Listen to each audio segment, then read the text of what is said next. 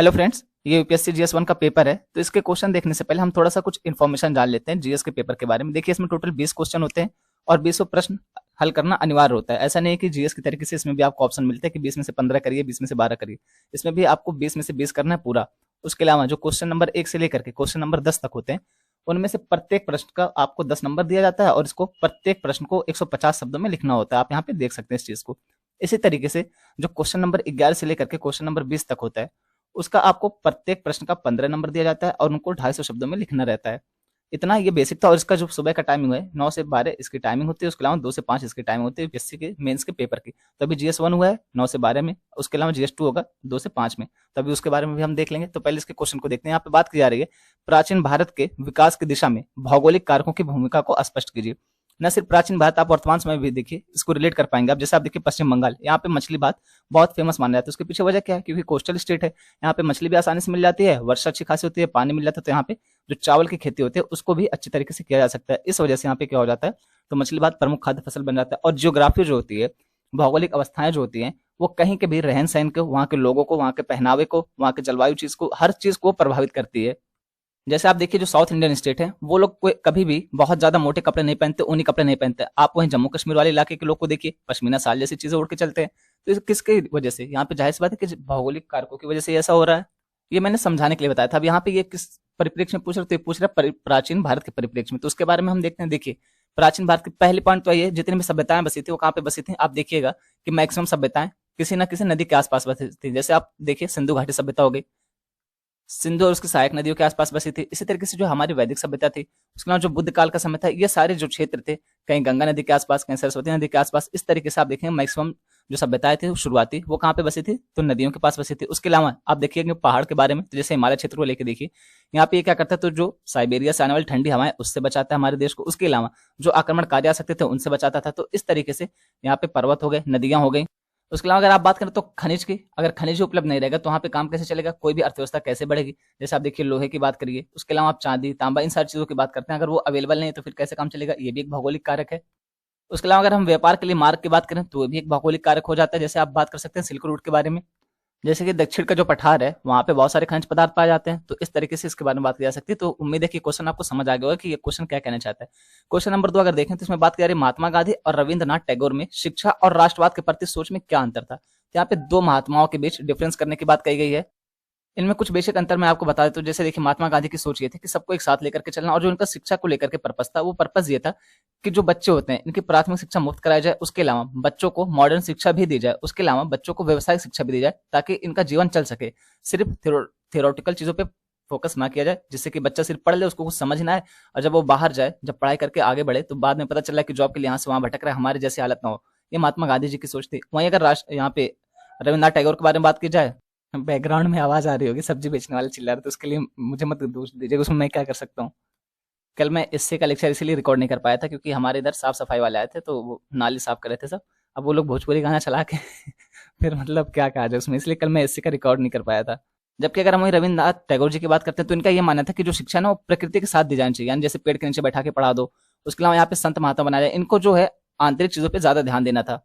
यानी कि एक तरीके से आप कह सकते हैं रविन्द्रनाथ टैगोर जी का जो दृष्टिकोण था वो आध्यात्मिक शिक्षा की तरफ ज्यादा झुका हुआ था। और यही दृष्टिकोण फिर कहाँ पे झलकता है? राष्ट्रवाद में भी झलकता है यही दृष्टिकोण। तो ये कुछ बेसिक अंतर है इन दोनों के बीच में। क्वेश्चन नंबर 3, मतलब ये तो मुझे लगता है कि हर कोई कर सकता है, लेकिन यहाँ पे एक चीज ध्यान देने वाली है कि विश्व के विभिन्न देशों में पूछा गया, ना कि सिर्फ भारत के परिप्रेक्ष्य में पूछा गया। तो आपको यहाँ पे विश्व के परिप्रेक्ष्य में ही लिखना है। अब जैसे यहाँ पे बात करें कि विश्व के विभिन्न देशों में रेलवे के आगमन से होने वाले सामाजिक आर्थिक प्रभावों को उजागर कीजिए।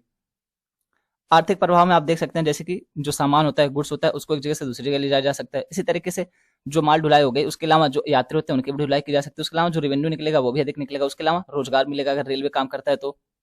उसके अलावा दो देशों के बीच, दो क्षेत्रों के बीच व्यापार में भी आसानी हो सकती है, आयात निर्यात में भी आसानी हो सकती है, और कम समय में ज्यादा लोगों को एक जगह से दूसरी जगह, इसी तरीके से कम समय में एक ज्यादा माल को एक जगह से दूसरी जगह पहुंचाया जा सकता है।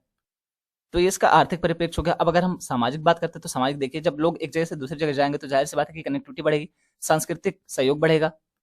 जब लोग एक जगह से दूसरी जगह जाएंगे तो उनकी संस्कृति के बारे में जानेंगे, उनसे शिक्षा ग्रहण करेंगे, तो उसके समाज में भी अपने अपनाएंगे। तो इस तरीके से उसका सामाजिक भी प्रभाव पड़ेगा। तो इस क्वेश्चन के लिए बहुत ज्यादा पढ़ने की जरूरत नहीं थी। इसको कोई भी नॉर्मली अपने बेस पे लिख सकता है, सिर्फ कॉमन सेंस के बेस पे लिख सकता है। ये कोई बहुत टफ क्वेश्चन नहीं था। अब हम देखते हैं क्वेश्चन नंबर 4। इसमें बात की जा रही है उष्णकटिबंधीय देशों में खाद्य सुरक्षा पर जलवायु परिवर्तन के परिणामों की विवेचना कीजिए। तो पहले ये समझ लीजिए कि उष्णकटिबंधीय देश कौन है। जैसे हमारा भारत हो गया, बांग्लादेश हो गया, इसी तरीके से ऑस्ट्रेलिया हो गया, ये सारे उष्णकटिबंधीय देशों में आते हैं।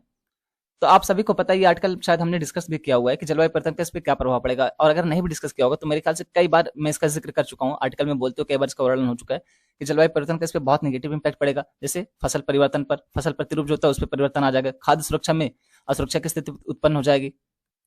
उसके अलावा जैसे जो तटीय राज्य, जब यहाँ पे पानी का लेवल बढ़ेगा समुद्र में तो क्या होगा, तटीय राज्यों में बाढ़ आ जाएगी। अब जब बाढ़ आ जाएगी तो जाहिर सी बात है जान माल की हानि होगी। इसकी वजह से क्या होगा, जो कृषि है उस पर नेगेटिव इंपैक्ट पड़ेगा। जब कृषि पे नेगेटिव इंपैक्ट पड़ेगा तो जाहिर सी बात है कि खाद्य सुरक्षा पर नेगेटिव इंपैक्ट पड़ेगा। उसके अलावा जो पोषक तत्व मिलते हैं खाद्य सुरक्षा के माध्यम से, खाद्य पदार्थों के माध्यम से, वो भी नहीं मिल पाएंगे लोगों को। तो इस तरीके से आप इसको डिस्कस कर सकते हैं बहुत ही अच्छे वे में। अगर आप अगला क्वेश्चन देखते तो इसी से रिलेटेड क्वेश्चन कह सकते हैं, क्योंकि बात कर रहे हैं आज विश्व ताजे जल के संसाधनों की उपलब्धता और पहुंच के संकट से क्यों जूझ रहा है। अब ताजे जल उपलब्ध तो है, कहाँ कहाँ पे उपलब्ध है, ग्लेशियर में उपलब्ध है, नदियों में उपलब्ध है, झीलों में उपलब्ध है, लेकिन आप देखेंगे वहीं एक तरफ भूजल समाप्त होता जा रहा है। कहीं पे अंडरग्राउंड वाटर खत्म हो गया है तो कहीं पे पाइप वाटर से पानी पहुंचा जा रहा है। इस तरीके की समस्याएं निकल के आ रही है। उसके पीछे का कारण पूछ रहा है, और यहाँ पे आपको ये ध्यान देना कि विश्व के बारे में पूछ रहा है, ना कि सिर्फ भारत के बारे में। तो क्यों जूझ रहा है उसके पीछे, जैसे सबसे पहले देखिए आप, क्या कार्बन उत्सर्जन होता है, उसकी वजह से क्या होता है, जब कार्बन उत्सर्जन होता है तो ग्लोबल वार्मिंग बढ़ती है। जब ग्लोबल वार्मिंग बढ़ती है तो उसकी वजह से क्या होता है, जलवायु परिवर्तन होता है। अब जब जलवायु परिवर्तन होगा तो जहाँ पे पहले वर्षा होती थी वहां पे वर्षा की जगह सूखा पड़ा, जहाँ पे सूखा पड़ता था वहां पे वर्षा हो रही है। तो इस तरीके से पूरा प्रतिरूप ही बदल जाता है। उसके अलावा जो मानसून है उस पर भी नेगेटिव इंपैक्ट डालता है। जब वर्षा ही नहीं होगी तो आपको ताजा जल मिलेगा कहाँ से। उसके अलावा जैसे जल जो होता है उसको प्रदूषित कर दिया जाता है। आप इसके एग्जाम्पल में गंगा नदी को ले सकते हैं। तो इस तरीके से बहुत सारी समस्याएं होती हैं जल के साथ आज के टाइम में। अच्छा, ये क्वेश्चन आपको टफ लग सकता है, क्वेश्चन नंबर 6, क्योंकि इसके बारे में शायद सामान्यतः ज्यादातर लोगों ने सुना नहीं होगा। फ्योर्ड कैसे बनते हैं, वे दुनिया के कुछ सबसे सुरम्य क्षेत्रों का निर्माण क्यों करते हैं। अब यहाँ पे दो टर्म है, एक तो है फ्योर्ड। अब यहाँ पे फ्योर्ड क्या, पहले तो यही समझना चाहिए था, लेकिन दूसरी बात यहाँ पे ये भी क्लियर कि सुरम्य। अब कुछ लोग को ये भी नहीं समझ आया कि सुरम्य क्या होता है, इसका क्या मतलब होता है। तो सुरम्य का मतलब होता है सुंदर, अति सुंदर, इस तरीके से, मतलब देखने लायक जिसको कहते हैं कि बहुत अच्छा व्यू है, जिसको आप कहते हैं ना बहुत अच्छी सीनरी है, बहुत अच्छा व्यू है, यहाँ पे प्राकृतिक व्यू बहुत अच्छा था, तो उसी को सुरम्य क्षेत्र कहा जा रहा है। और फ्योर्ड क्या होता है, फ्योर्ड ये होता है जैसे मान लीजिए नदी यहाँ से बह रही है और यहाँ पे पहाड़ है और इसी के बीच में कट जाए, किसकी वजह से, तो बर्फ की वजह से, हिमालय की वजह से ये कट जाए, और उसके अलावा बीच में इससे रास्ता बन जाए, नदी के थ्रू होकर गुजरने के लिए रास्ता बन जाए, तो उसी को फ्योर्ड कहा जाता है। और ये सामान्यतः नॉर्वे में देखने को मिलता है। अब आप सोचिए, एक तो नदी बह रही है, झील बह रही है, और यहाँ पे पहाड़ भी है, और यहाँ बीच से कट के रास्ता बन गया, तो जाहिर सी बात है कि ये भी बहुत अच्छा होगा, हर किसी के लिए अच्छा लगेगा कि यार नदी के बीच से पहाड़ों को काटते हुए नदी ने रास्ता बना लिया है, यहाँ पे जो पानी बह रहा था उसने रास्ता बनाया, तो फिर जाहिर सी बात है कि हमारे लिए बहुत ही अच्छा व्यू होगा। तो वही बात यहाँ पे की जाए, और सामान्यतः ये नॉर्वे में बहुत ज्यादा देखने को मिलता है। तो ये चीज समझ गए होंगे आपकी, फ्योर्ड कैसे बनता है, हिमानी के द्वारा जब पहाड़ों को काट दिया जाता है और नदी के बीच से जो जलीय स्रोत होता है उसके बीच से रास्ता बन जाता है, उसी को फ्योर्ड कहा जाता है। मैं टेलीग्राम पे फ्योर्ड की आपको इमेज शेयर कर दूंगा, वैसे आप चाहें तो गूगल पे सर्च करके देख सकते हैं, आप खुद कहेंगे कि हाँ ये बहुत अच्छा व्यू है। अगला क्वेश्चन, अब देखिए जो लोग इस क्षेत्र से नहीं है तो उनके लिए क्वेश्चन बहुत ही टफ हो जाएगा, क्योंकि यहाँ पे थोड़ा सा लोकेलिटी की बात की जा रही है। बात की जा रही है दक्षिण पश्चिम मानसून भोजपुर क्षेत्र में पुरवैया या पूर्वी क्यों कहलाता है। इस दिशा परक मौसमी पवन प्रणाली ने क्षेत्र के सांस्कृतिक लोकाचार को कैसे प्रभावित किया है। अब यहाँ पे ये बिहार का एक क्षेत्र है, उसका नाम है भोजपुर। यहाँ पे जो आता है ना दक्षिण पश्चिम मानसून, इसी को पुरवैया कहा जाता है। उसके पीछे वजह क्या है, देखिए जब आप देखेंगे बिहार का मैप इंडिया के वहां पे, तो जो दक्षिण पश्चिम मानसून होता है वो पूरब की तरफ से इंटर करता है, इसी वजह से इसको पुरवैया कहा जाता है, पूर्वी कहा जाता है। और यहाँ पे ये कैसे इसको प्रभावित करता है यहाँ के सांस्कृतिक लोकाचार को, तो आप जाहिर सी बात है कि जब बारिश होती है तो वहां पे आप देखेंगे कृषि जो होता है वो अच्छे लेवल पर होता है। उसके अलावा बहुत सारे त्योहार मनाए जाते हैं, लोग आपस में मिलजुल के रहते हैं। और बिहार तो एक ऐसा स्टेट है जहाँ पे लोक गीत लोक संगीत बहुत ज्यादा चलते हैं, तो इस तरीके से यहाँ पे ये इम्पैक्ट डालता है इनके ऊपर। क्वेश्चन नंबर 6 और क्वेश्चन नंबर 7 दोनों को मैं थोड़ा सा टफ मानूंगा, क्योंकि उसके पीछे वजह ये है कि जाहिर सी बात है बहुत सारे लोगों ने फ्योर्ड के बारे में सुना ही नहीं है। दूसरी बात ये जो है क्वेश्चन नंबर 7 ये थोड़ा सा लोकेलिटी को टच कर रहा है, तो हर किसी को लोकेलिटी नहीं पता होती है, तो ये भी यहाँ पे एक पॉइंट हो जाता है। उसके अलावा अगर आप देखना चाहें तो इसके बारे में लिख सकते हैं, ऐसा नहीं है कि कोई भी क्वेश्चन ऐसा होगा जिसके बारे में आप 4-6 लाइन 10 लाइन लिख ना सकते हो। ये इंपॉर्टेंट क्वेश्चन है और इस तरीके के क्वेश्चन आप एक्सपेक्ट भी कर सकते हैं, क्योंकि ये लगातार चर्चा में बने रहते हैं। बात करें कि क्या आप सोचते हैं कि आधुनिक भारत में विवाह एक संस्कार के रूप में अपना मूल्य खोता जा रहा है। जैसे सामान्यतः भारत में विवाह को एक संस्कार माना जाता है, तो यहाँ पे यही पूछा जा रहा है कि आधुनिक भारत में विवाह एक संस्कार के रूप में अपना मूल्य खोता जा रहा है, क्या आप इस बात से सहमत हैं। तो देखिए कुछ हद तक तो सहमत होना ही पड़ेगा, उसके पीछे की वजह भी आपको बतानी पड़ेगी। वजह क्या है, जैसे आज के समय में आप देखेंगे intercaste marriage, inter religion marriage हो रही है, तो लोग एक दूसरे को आत्मसात नहीं कर पा रहे हैं आसानी से। प्यार में शादी तो कर ले रहे हैं, लेकिन जब शादी के बाद जो प्रॉब्लम्स आती है, एक दूसरे के फैमिली वालों को एडजस्ट करना, एक दूसरे के घर वालों को समझना, तो वो चीजें हो नहीं पाती, उस लेवल पे जुड़ नहीं पाती चीजें, तो फिर दोनों को दिक्कतें होती हैं। फिर विवाह विच्छेद यानी कि डिवोर्स जैसी कंडीशन बनती है, तो लोगों को लगता है यार कि विवाह करना ही बेकार है। अब देखेंगे बहुत सारे लोग वर्तमान समय में 30+ हो जाते हैं तब शादी करते हैं, क्योंकि वो अपने करियर को लेकर चिंतित है। तो यहाँ पे एक वजह ये भी हो जाती है। उसके अलावा जो बेरोजगार है उनसे कोई भी अपनी बेटी की, अपने बहन की, अपने दोस्त की शादी नहीं करना चाहता। और ये फैक्ट है, आपको भले से मजाक लगे, कोई भी हो, अगर मैं खुद भी होता तो मैं यही सोचता कि भाई किसी से भी अगर मेरी बहन की शादी करनी है तो जाहिर सी बात है कि वो अपने पैरों पे खड़ा होना चाहिए, चाहे वो 2 ही रुपए कमाए, लेकिन वो अपने दम पे कमाए। तो ये भी एक फैक्टर है। उसके अलावा बात की जा रही है कि जो ये आधुनिक भारत है इसमें ऐसा क्यों हो रहा है। और वर्तमान समय में लड़कियों को भी आप देखेंगे तो थोड़ा सा स्वतंत्र होते जा रही हैं, आर्थिक रूप से सशक्त हो रही हैं। तो फिर जाहिर सी बात है, जब भी लड़की आर्थिक रूप से सशक्त होगी तो वो जो अपना हस्बैंड है उसके ऊपर पूरी तरह डिपेंड नहीं रहेगी। और जब पूरी तरह डिपेंड नहीं रहेगी तो जाहिर सी बात है, चाहे लड़की हो, चाहे लड़का हो, चाहे कोई भी दुनिया का, जब कोई किसी के ऊपर पूरी तरीके से डिपेंड नहीं है तो वो आपकी बात बहुत देर तक नहीं सहने वाला है। आज नहीं तो कल जवाब देगा ही। और जब यहाँ पे जवाब मिलता है तो फिर लड़कों को सामान्यतः बर्दाश्त नहीं होता है कि लड़कियों की कैसे जुबान लड़ा दी, कैसे बोल दी। तो इस तरीके से यहाँ पे फिर से विवाह विच्छेद हो जाता है, इस तरह की कंडीशन बनती है। तो ये सारी चीजें आप यहाँ पे लिख सकते हैं, इस चीज को समझ सकते हैं। बात करें क्वेश्चन नंबर 9 की, भारतीय समाज में नव युवतियों में आत्महत्या क्यों बढ़ रही है। अभी ये क्वेश्चन हम लोगों ने हाल ही में डिस्कस किया हुआ है। अभी मेरे ख्याल से 3 से 4 दिन होगा, बहुत ज्यादा नहीं होगा, कि हम लोगों ने इसको डिस्कस किया हुआ है। वो आया था ना एक आर्टिकल की 50% महिलाएं जो हैं वो शादीशुदा हैं, जो महिलाओं की आत्महत्या होती है उसमें से। उसके अलावा एक बार और पहले ही, काफी पहले हम लोगों ने इसके बारे में डिस्कस किया था कि युवाओं के बीच आत्महत्या क्यों बढ़ रही है। तो ये क्वेश्चन हमने अच्छे से डिस्कस किया हुआ है, अगर आप चाहें तो उस वीडियो को देख सकते हैं। देखिए कई सारे कारण है, जिसमें ये भी बताया कि विवाह एक कारण होता है, उसके द्वारा हस्बैंड को रोका जाना भी एक कारण हो सकता है। उसके अलावा लड़कियों के ऊपर बहुत सारा सामाजिक प्रेशर रहता है, तो उसके ऊपर भी ये समस्या हो सकती है। कई बार यहाँ पे कोई एग्जाम नहीं निकलता है तो उसके प्रेशर में आके, कई बार किसी ने चीट कर दिया है, बॉयफ्रेंड ने धोखा दे दिया है, किसी दोस्त ने धोखा दे दिया तो उसके चक्कर में आकर के, यानी ये सब नहीं लिखना है कि बॉयफ्रेंड ने धोखा दे दिया तो उसके चक्कर में आके, यहाँ पे कहा जा सकता है कि भावनात्मक रूप से कमजोर होकर के, कंडीशन को झेल ना पाने की वजह से, फेलियर एक्सेप्ट ना कर पाने की वजह से, इस तरीके की स्टेटमेंट आपको यूज करनी है। सारी चीजें मैं बस समझाने के लिए बोल रहा हूँ, ठीक है ना। पता चला आप लोग लिख के आ जाओ और बोले सर आपने बोला था। तो वो चीजें आपको रिलेट कराने के लिए बोली जा रही हैं, और जो लिखने वाली चीज होती है वो अलग होती है। लिखने के लिए आप यहाँ पे उसको अच्छे शब्दों का चयन करिए। उसके अलावा वर्तमान समय में आप देख सकते हैं कि जो ऐसे मुद्दे बने हुए दुष्कर्म के, वो बहुत ही बड़े स्तर पर चलते हैं। मतलब आए दिन कहीं ना कहीं न्यूज आ जाती है कि फला लड़की के साथ इस तरीके से दुष्कर्म किया गया, गैंग रेप किया गया। तो ये भी एक बहुत बड़ी वजह है, लेकिन इसको लोग काउंट ही नहीं करते हैं। अगला बात करें अगर क्वेश्चन नंबर 10 की, तो बच्चों को दुलारने की जगह अब मोबाइल फोन ने ले ली है, बच्चों के समाजीकरण पर इसके प्रभाव की चर्चा कीजिए। इस तरीके का आर्टिकल हम लोगों ने अभी हाल ही में डिस्कस किया था, जिसमें यह बताया गया था कि ज्यादातर बच्चे पढ़ाई की जगह ओटीटी प्लेटफॉर्म का यूज करते हैं। तो वहां पे इस तरीके की चीज हमने डिस्कस की थी। देखिए होता क्या है, इस चीज को आप भी रिलेट कर पा रहे होंगे। आजकल बच्चे 4 महीने को हो रहे हैं, 6 महीने को हो रहे हैं, उनको चुप कराने के लिए जैसे बच्चा रोता है तो उनको ना तो बाहर लेके जाएंगे घुमाने, ना कुछ करेंगे, सीधा उठा के मोबाइल दे देंगे, कार्टून देखो बेटा। वो पता नहीं क्या, चल चल चल गुर्रम चल चल चल और हाथी चटर पटर, ऐसे बहुत सारी कविताएं हैं। आप सोच रहे हो मुझे कैसे पता। एक्चुअली मेरे घर में एक भी एक बच्चा है, मेरा भतीजा है और 2 भतीजी भी हैं, मतलब 2 बेटियां हैं भाई की और एक बेटा है। तो वो लोग दिन भर मोबाइल, दिन भर मोबाइल, उन बोलते रहो डांटते रहो, उनको सुनाई ही नहीं देता है।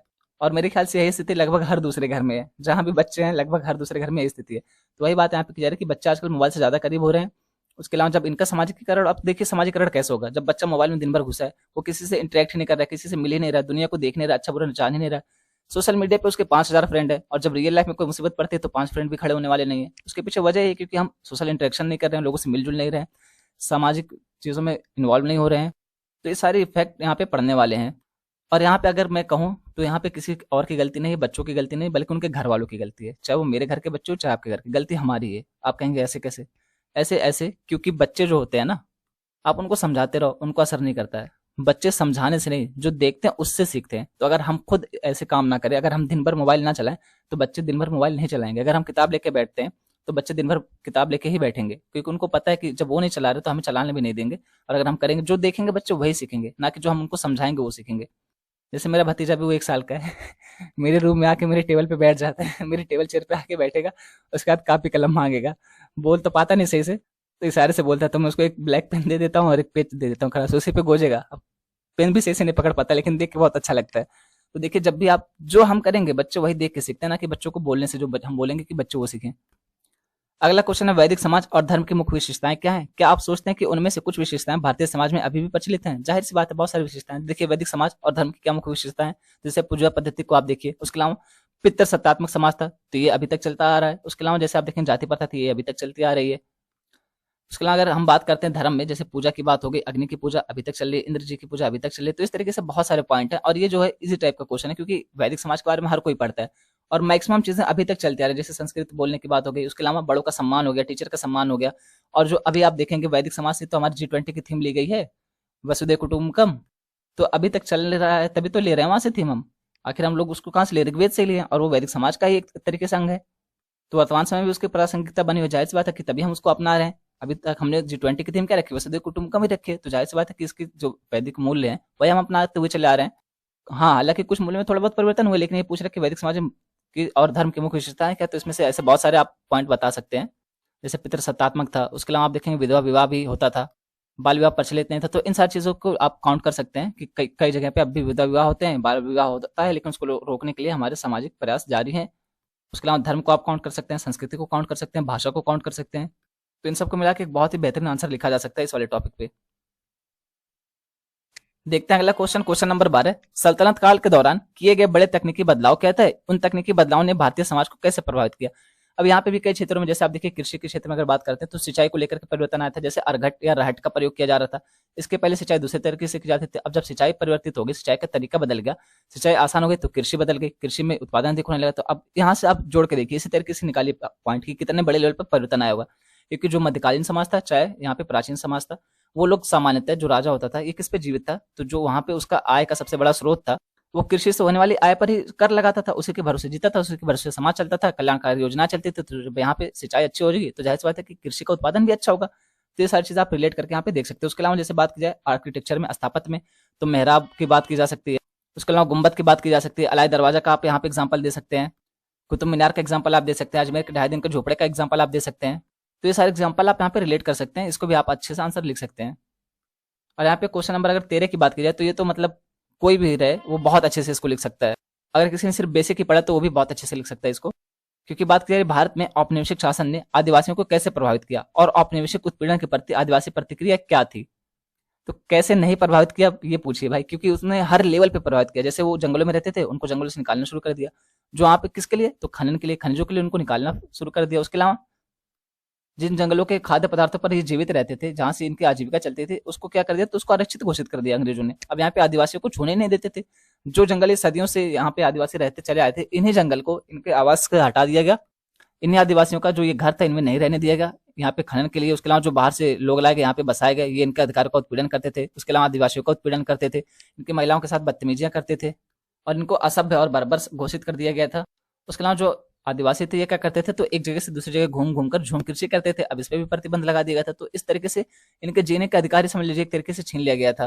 उसके अलावा इनके धार्मिक मान्यताओं पर भी चोट की जाती थी कि तुम लोग असभ्य हो, बर्बर हो, तुम्हारा धर्म खराब है, ऐसा है वैसा है, ईसाई धर्म अपना लो, इस तरीके से भी कहा जाता था।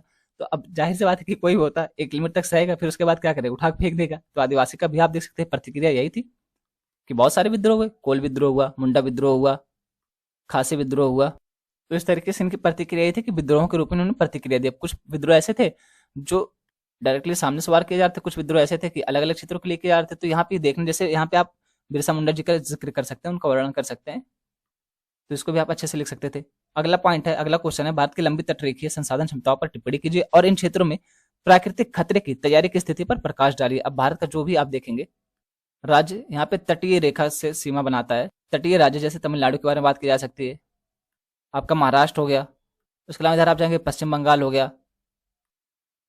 तो इस तरीके से जो भी तटीय राज्य हैं उनके बारे में बात की जा रही है कि इनकी जो लंबी तटरेखीय संसाधन है। अब यहाँ पे कई बार क्या होता है, जो केरल की मोनोजाइट रेत है, इसमें दुर्लभ मृदा धातु पाए जाते हैं, दुर्लभ मृदा तत्व पाया जाता है। तो इस तरीके से आप यहाँ पे देख सकते हो। उसके अलावा जो समुद्री संसाधन है उसमें भी पाया जाता है। उसके अलावा अगर व्यापार की बात की जाए तो यहाँ पे जो समुद्री मार्ग होते हैं वो भी होके जाते हैं।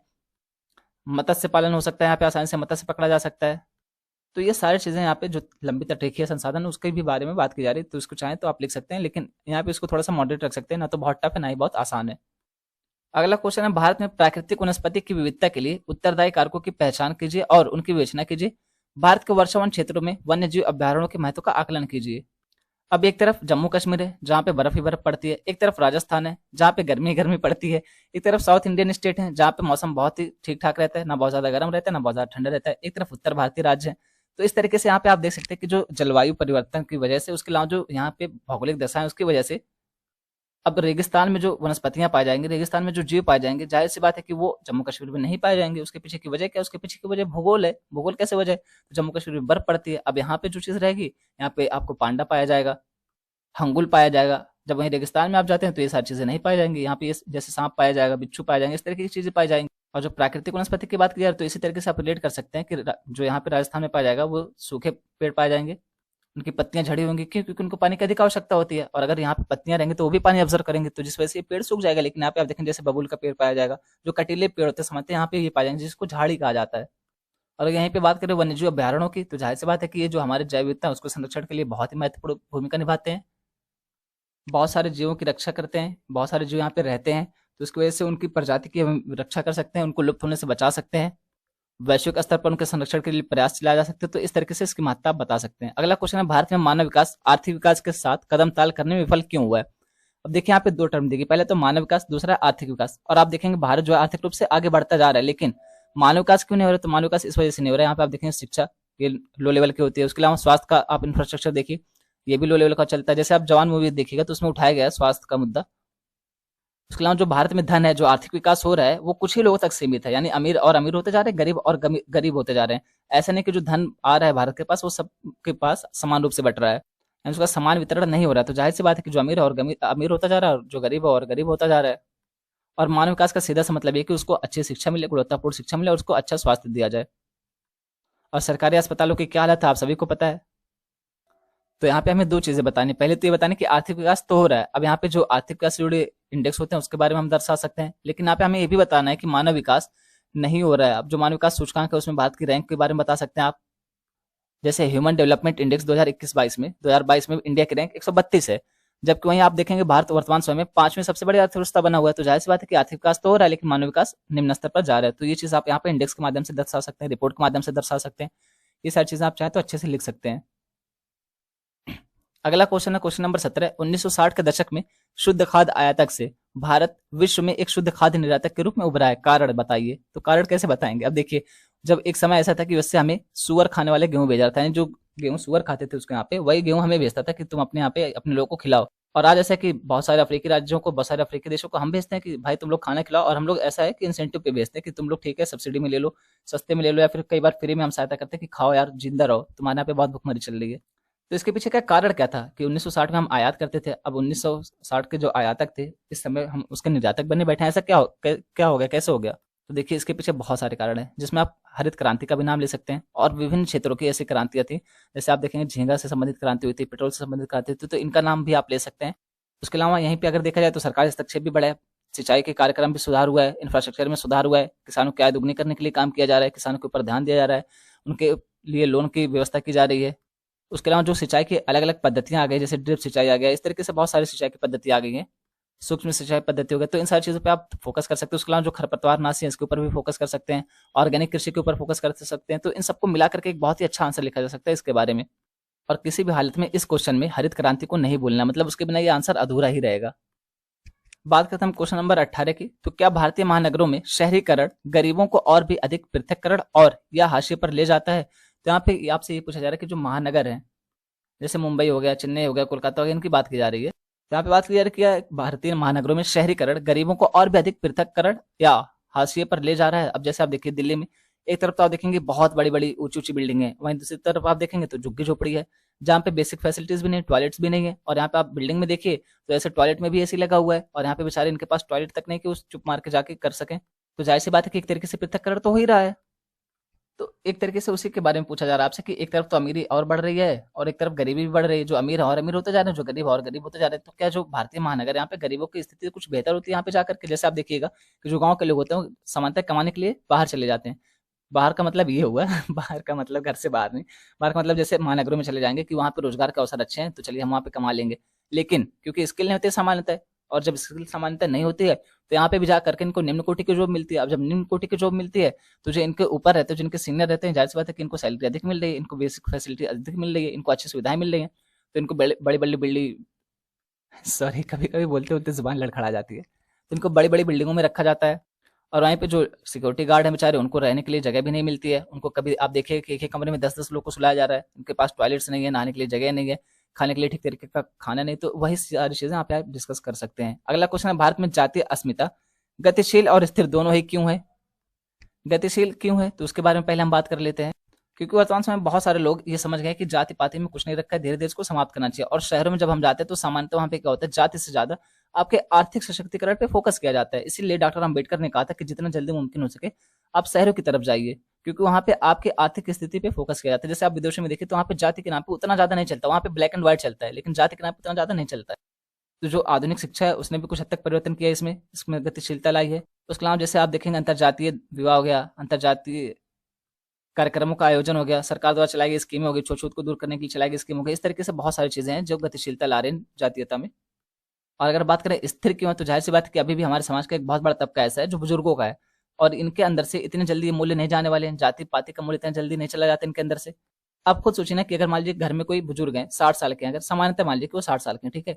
अब ये 60 साल में इनकी एक वैल्यू बनी है कि जाति, अपनी जाति में ही शादी करनी चाहिए, और हम सोचते हैं कि 6 दिन में इनकी वैल्यू बदल दें। हमको किसी से प्यार होगा, हम जाएंगे बात करने, उसके बाद हम कहेंगे कि आप समझ ही नहीं रहे हैं, आप ओल्ड फैशन हो गए। भैया उनका 60 साल में वो वैल्यू बना है, आप 6 दिन भी नहीं दे रहे उनको बदलने के लिए। तो गलती उनकी नहीं होती है, समय के साथ वो नहीं, समय के साथ हम नहीं समझ पा रहे इस चीज को कि हमें थोड़ा सा उनको समय भी तो देना चाहिए। उसके अलावा स्थिरता इस वजह से भी बनी हुई है क्योंकि जो जाति पाति है ये हमारे दिमाग में घर कर गई है, मतलब हमारे हीमोग्लोबिन में दौड़ती है। कहीं भी जाते हैं अगर देखते हैं कि हाँ इस नाम के पीछे अपनी जाति लिखी है तो हम खुश हो जाते हैं, अरे चलो ये तो अपना बिरादर है, अपना भाई है, अपने जाति का है। भले से हम उसको नहीं जानते, भले से हमसे 50 किलोमीटर दूर रहता हो, लेकिन वहीं अगर हमारे मोहल्ले में रहने वाला हम दूसरी जाति का बंदा और वो हमारे साथ रहता है तो उतना ज्यादा हम कनेक्ट नहीं हो पाते। तो ये चीजें हमारे अंदर भी अभी तक भरी पड़ी हैं। और मेरा तो यही मानना है कि अगर आप यूपीएससी की तैयारी कर रहे हैं और नहीं भी कर रहे हैं यार, अगर आप एक बेहतरीन इंसान है तो आपके अंदर जाति पाति की भावना नहीं होनी चाहिए, छुआछूत की भावना बिल्कुल नहीं होनी चाहिए, ना के बराबर। और यही सिर्फ जाति पाति नहीं बल्कि यहाँ पे धर्म को भी मैं जोड़ना चाहूंगा कि धर्म की भी भावना नहीं होनी चाहिए। देखिए वो उसका मैटर है ना, सामने वाला क्या मान रहा है क्या नहीं मान रहा है उसकी प्रॉब्लम है, वो अपना जाने, आप कौन है तो उसको सही करने वाले, आप अपना मानिए। जब तक कोई हमारे बीच में इंटरफेयर नहीं करता है, यानी अगर मैं किस धर्म को मान रहा हूँ, जब तक कोई इस पे कटाक्ष नहीं कसता है तब तक मुझे उसके धर्म से प्रॉब्लम नहीं होनी चाहिए, सीधी सी बात है। और यही जाति को लेकर के भी मेरा विचार है, धर्म को लेकर के भी। और मैं आप सबसे आग्रह करूंगा कि आप सब भी इस चीज को फोकस करिए, कम से कम एक बेहतरीन इंसान बनिए। आईएएस ऑफिसर बनेंगे नहीं बनेंगे वो तो भगवान बेहतर जाने, अगर मेहनत करेंगे तो जरूर बनेंगे। लेकिन देखिए यूपीएससी की तैयारी का एक फायदा ये भी होता है कि ये हमें एक बेहतरीन इंसान बना के रख देती है, हमारे व्यक्तित्व को निखार देती है। अगर हम क्वेश्चन नंबर 20 की बात करें तो बात की जाए संजातीय पहचान एवं सांप्रदायिकता पर उत्तर उदारवादी अर्थव्यवस्था के प्रभाव की विवेचना कीजिए। तो आप देख ही सकते हैं उत्तर उदारवादी का क्या मतलब है। वर्तमान समय में जैसे आप देखिए सांप्रदायिकता और ज्यादा बढ़ती जा रही है, कट्टरपंथीता बढ़ती जा रही है, क्षेत्रवाद की भावना बढ़ रही है। आप देखिए अभी मणिपुर में क्या चल रहा है, एथनिक क्लींजिंग ही तो चल रही है वहां पे। तो इन सारी चीजों को आप रिलेट करके देख सकते हैं। देखिए एक चीज मैं आपको बता दूं, ये तो पेपर डिस्कशन यहीं पे रखते हैं, लेकिन एक चीज मैं आपको रिलेट करके बता दूं। यहाँ पे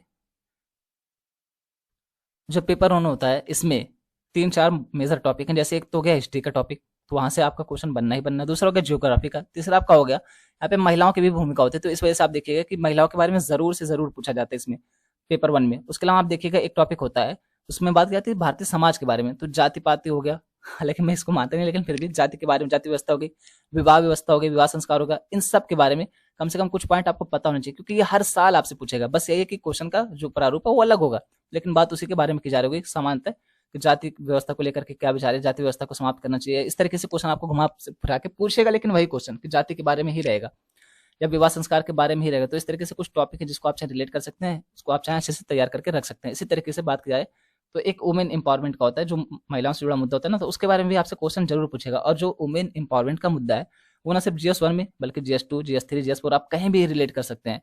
तो ये एवरग्रीन टॉपिक है, जैसे महिलाओं का मुद्दा हो गया, समाज के वंचित वर्ग का मुद्दा होगा, इसी तरीके से पर्यावरण का मुद्दा होगा। तो ये एवरग्रीन टॉपिक है जिसमें से यूपीएससी क्वेश्चन पूछेगा ही पूछेगा, चाहे एक क्वेश्चन पूछे, चाहे 2 पूछे, चाहे 10 पूछे, उसको पूछना ही पूछना है। आप लोग कमेंट बॉक्स में कमेंट करके बता सकते हैं कि आप लोग को पेपर कैसे लगा। वैसे मुझे तो इजी टू मॉडरेट कह सकते हैं, टफ नहीं कह सकते। हाँ कुछ क्वेश्चन थे जो समझ नहीं आ सकते, जैसे फ्योर्ड के बारे में बात की जा रही थी, तो बहुत सारे लोगों ने फ्योर्ड के बारे में नहीं सुना होगा, तो इस तरीके से कुछ क्वेश्चन रहे होंगे, जैसे पुरवैया हो गया था, तो ऐसे अब वो स्थानीय लेवल पे बात की जा रही थी तो वो भी थोड़ा सा टफ हो सकता है, लेकिन सामान्यतः क्वेश्चन ठीक ठाक थे। और अगर आप प्रीवियस ईयर क्वेश्चन पेपर देखते होंगे तो आपको पता चलेगा कि बहुत ज़्यादा टफ पेपर नहीं था, ठीक ठाक पेपर था, अच्छा था। तो यहीं तक रखते हैं आज का डिस्कशन। बोलने में जो भी गलती हो गई उसके लिए दिल से सॉरी। दूसरा पेपर आएगा तो उसके बारे में डिस्कस कर लेंगे, जो भी गलती हो गई उसके लिए माफ कर दीजिएगा।